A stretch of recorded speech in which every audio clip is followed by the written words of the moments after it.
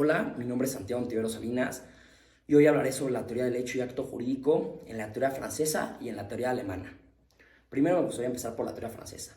Primero debemos tener en cuenta que para la teoría francesa, hecho es sinónimo de acontecimiento. Teniendo esto en cuenta, podemos decir que tenemos un esquema, podemos visualizar un esquema donde tenemos el hecho jurídico en sentido amplio, que a la vez se va a subdividir en hecho jurídico en sentido estricto y en acto jurídico. Cada vez estos se clasificarán o subdividirán en otras especies, las cuales mencionaré en el transcurso del video. Partiendo de lo más general, el hecho jurídico en sentido amplio es aquel acontecimiento que genera consecuencias de derecho. Teniendo esto en cuenta, podemos irnos ahora al hecho jurídico en sentido estricto.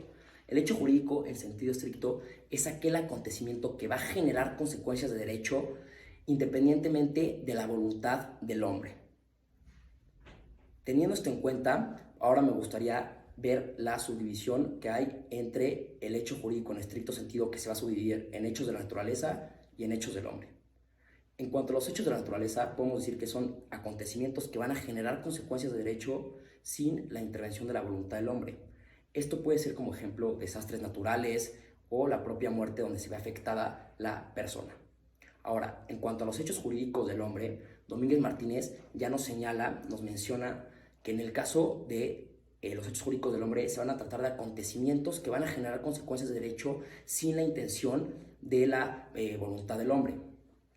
¿Esto qué quiere decir? Que al final el hombre sí va a querer, va a tener la voluntad de hacer ese acto, pero quizá no va a querer las consecuencias de derecho. Para esto el licenciado Paredes, dentro de su libro, destaca que no es tanto que quiera o no las consecuencias de derecho. Estas se van a producir por Ministerio de Ley, que en realidad lo que quiere la persona son las consecuencias materiales y que las consecuencias de derecho que se produzcan ya podrán ser con o sin el deseo del hombre. Ahora, hay que entender que estos hechos jurídicos del hombre se van a dividir en hechos jurídicos que pueden ser tanto lícitos como ilícitos. En el caso de los hechos jurídicos lícitos, serían aquellas conductas que van de acuerdo a las leyes de orden público y a las buenas costumbres. En este caso podemos encontrar a los cuasicontratos. Los cuasicontratos terminan por ser hechos que van a generar derechos y obligaciones sin que haya un previo acuerdo. Y un ejemplo de esto es la gestión de negocios y el pago de lo indebido. Ahora, en cuanto a los hechos jurídicos ilícitos, podemos decir que estos son aquellas conductas del humano que no van a ir acorde a las leyes de orden público ni a las buenas costumbres. Y dentro de estos podemos encontrar a los delitos y a los cuasidelitos. Hablando de los delitos, más bien nos debemos referir a actos ilícitos civiles, que son mal llamados actos ilícitos en nuestro código, porque en realidad deben ser hechos ilícitos por esto mismo que estamos mencionando. Ahora, en cuanto a los cuasidelitos, podemos decir que son aquellas conductas que van a generar un daño para la otra persona y que van a generar esta obligación de pagarle daños y perjuicios, pero donde no va a mediar ni dolo ni culpa. Un ejemplo de esto puede ser la responsabilidad objetiva. Teniendo esto en cuenta, ahora me gustaría pasar a lo que es el acto jurídico para la teoría francesa. Me gustaría empezar con cómo lo define Bonnecas. Bonnecas dice que los actos jurídicos son manifestaciones exteriores de la voluntad que pueden ser bilaterales o unilaterales, cuyo objeto directo es engendrar,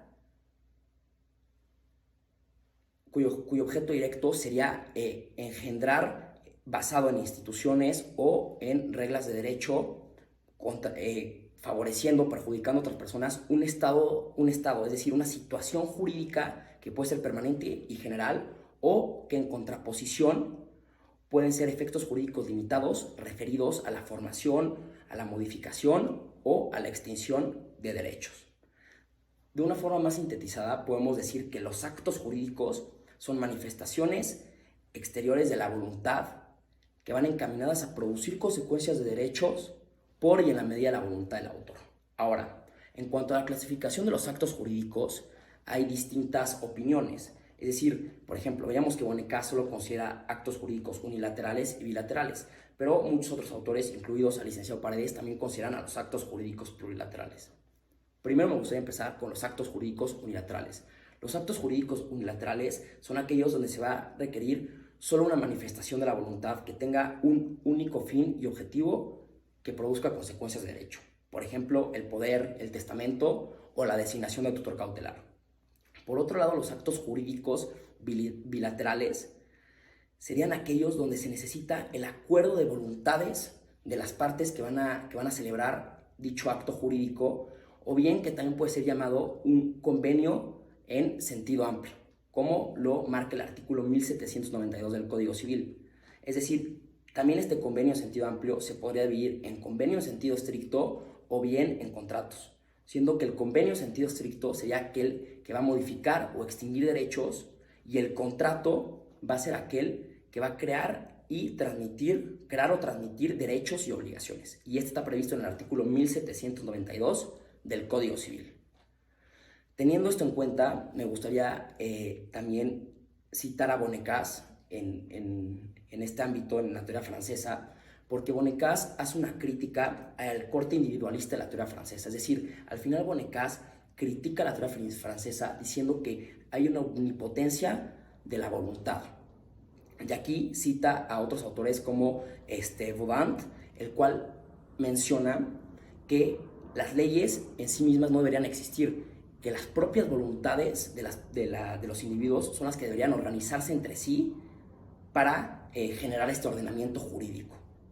Y esto es de mucha relevancia porque esto se remonta hasta, en términos históricos, hasta la Revolución Francesa, bueno, más bien en la Revolución Francesa y con la codificación del código en Francia. Entonces queda muy marcado este corte individualista en Francia, donde exalta la voluntad y que es la voluntad misma la que va a generar las consecuencias de derecho. Teniendo esto en cuenta, ahora me gustaría pasar a la teoría alemana del hecho y acto jurídico. También llamada teoría itálico-alemana, podemos decir que en esta teoría parte de premisas similares a la teoría francesa. Lo único es que abunda más en cuanto a los tipos de hechos jurídicos en sentido amplio e introduce una nueva figura que es el negocio jurídico. Para esto hay dos opiniones en cuanto a la estructura de la teoría alemana, es decir, puede ser bipartita o tripartita. La tripartita sería tener al hecho jurídico en sentido amplio, que se subdividiría en hecho jurídico en sentido estricto, en acto jurídico y en negocio jurídico. Y por otro lado, la bipartita, que es la más adecuada y es con la cual el licenciado Paredes está de acuerdo, sería aquella donde tenemos al hecho jurídico en sentido amplio, que se va a subdividir en hecho jurídico en estricto sentido y en acto jurídico en sentido amplio. Y este acto jurídico en sentido amplio va a englobar tanto al acto jurídico en sentido estricto como al negocio jurídico. Primero, yéndonos al hecho jurídico en sentido amplio, pues en realidad no varía conforme a la teoría francesa, pues termina por ser aquel acontecimiento que va a generar consecuencias de derecho. Por otro lado, ya entrando al hecho jurídico en sentido estricto, el hecho jurídico en sentido estricto para la teoría alemana sería aquel acontecimiento que va a generar consecuencias de derecho sin la intervención de la voluntad del hombre. ¿Esto qué quiere decir? Se asimila demasiado a lo que son los hechos de la naturaleza en la teoría francesa.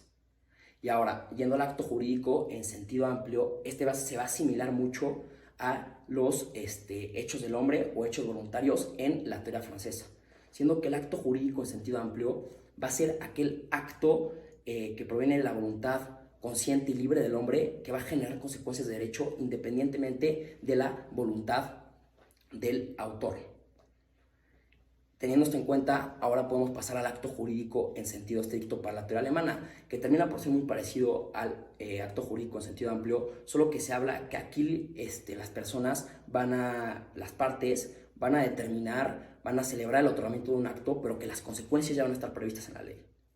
Y ahora, hablando del negocio jurídico, la cual es la figura más importante de la teoría alemana, podemos decir que el negocio jurídico es la manifestación de la voluntad que va a encajar en el supuesto previsto por la norma, a la cual el ordenamiento jurídico le va a enlazar consecuencias de derecho que son adecuadas a su tipo.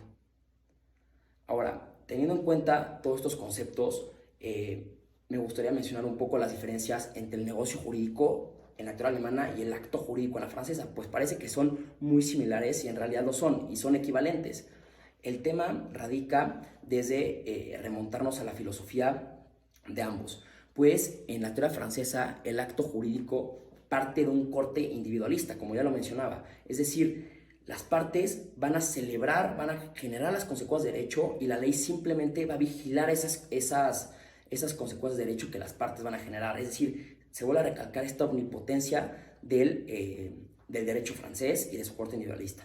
Por otro lado, la teoría alemana, en cuanto al negocio jurídico, tiene un corte que es colectivista. ¿Esto qué quiere decir? Que al final la ley va a ser vista como la expresión de la colectividad. Es por eso que en el negocio jurídico, cuando se manifieste la voluntad, cuando hay un acuerdo entre las partes, debe encajar en el supuesto previsto por la misma ley para así generar las consecuencias de derecho que ya se encuentran en el ordenamiento jurídico. Para esto me gustaría terminar con lo que menciona Lehmann. Lehmann critica mucho, de cierta forma, la teoría francesa, pues él dice que no hay que confundir la autonomía de la voluntad con el hecho de que puedas de que las personas puedan generar, los individuos puedan generar leyes para sí mismos, sino que la autonomía de la voluntad se debe entender como esta libertad que tienen las partes para celebrar negocios jurídicos, pero que las consecuencias de derecho ya deben estar enlazadas en la ley. Es decir, Lehmann parece más que se orienta a la teoría alemana más que a la teoría francesa, y yo estoy de acuerdo con esa postura, pues al final no debemos validar la omnipotencia de la manifestación de la voluntad, pues al final debe encajar en los supuestos previstos por la ley y generar las consecuencias que la misma le establece. Esta sería mi exposición. Muchas gracias.